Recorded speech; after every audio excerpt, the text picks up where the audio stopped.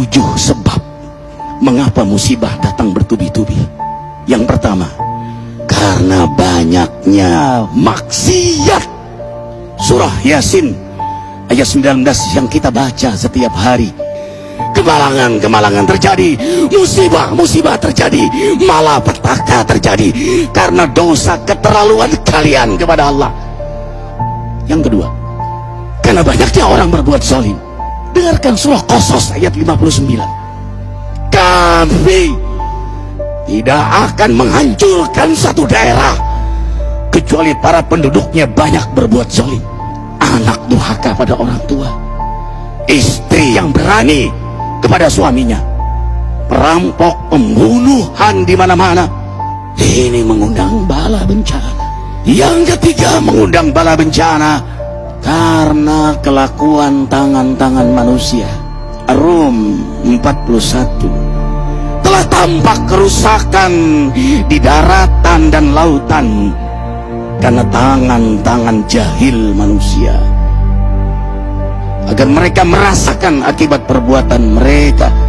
Sebagian mereka merasakan akibat perbuatan mereka, agar mereka kembali kepada Allah.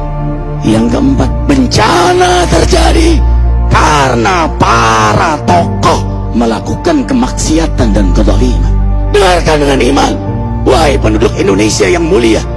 Bila kami ingin menghancurkan suatu negeri, kami perintahkan para tokohnya untuk taat kepada Allah, tapi mereka maksiat, tapi mereka berbuat zalim, tapi mereka khianat kepadaku dan kepada makhlukku. Fahaqa alaihil qaul, maka haklah untuk mereka datang bala bencana seperti kaum Ad, kaum Samud, kaum Lut, kaum Nuh. Kami hancurkan sehancur-hancurnya. Siapa tokoh itu? Para pemimpin kita yang sumpah Al-Quran di kepalanya, demi Allah tidak korupsi. Lalu korupsi. Siapa lagi? Hartawan, orang-orang kaya yang dengan harta berpoya-poya, sombong, maksiat dengan kekayaannya di tengah orang yang banyak menderita. Siapa lagi? Ulama yang menjual ayat-ayat Allah dengan murah. Subhanallah. Yang kelima, mengapa bala bencana terjadi? Karena orang-orang soleh, orang-orang baik diam melihat kemaksiatan dan kemungkaran.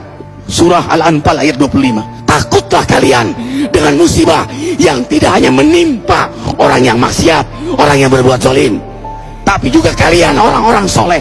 Maka masa bodoh dengan kemaksiatan bukanlah sikap seorang mukmin. Amar ma'ruf nahi munkar adalah amal cerdas. Yang keenam, justru karena rahmat Allah, karena peringatan yang Allah hadirkan agar hadir mahkamah kesadaran kita. Ikhwah, dengarkan dengan iman surah Al-Baqarah ayat 155, 156, 157. Kami pasti uji kalian dengan sesuatu yang buat kalian takut lapar, takut miskin, takut kematian. Tapi kabarkan berita gembira bagi hamba Allah yang sabar dari semua ujiannya, yang mereka berkata, sesungguhnya kami milik Allah dan sungguhnya kami akan kembali kepada Allah. Yang terakhir, yang ketujuh, ada yang nanya, bagaimana yang maksiat yang selamat? Tenang-tenang saja. Yang berbuat zalim malah sukses. Di mana keadilannya? Allah Maha Adil. Dengarkan surah Hud ayat 15-16. Barang siapa mencari kesenangan dunia, lalu dia menghalalkan semua cara, apa kata Allah? Kami beri, tapi di akhirat tidak mendapatkan secuil pun kenikmatan, malah nikmat di dunianya menjadi bahan bakar azab untuk dirinya. Itulah istidrat. Lalu apa sikap kita sekarang? Orang beriman menjadikan peristiwa apapun sebagai jalan untuk mendekatkan dirinya kepada Allah.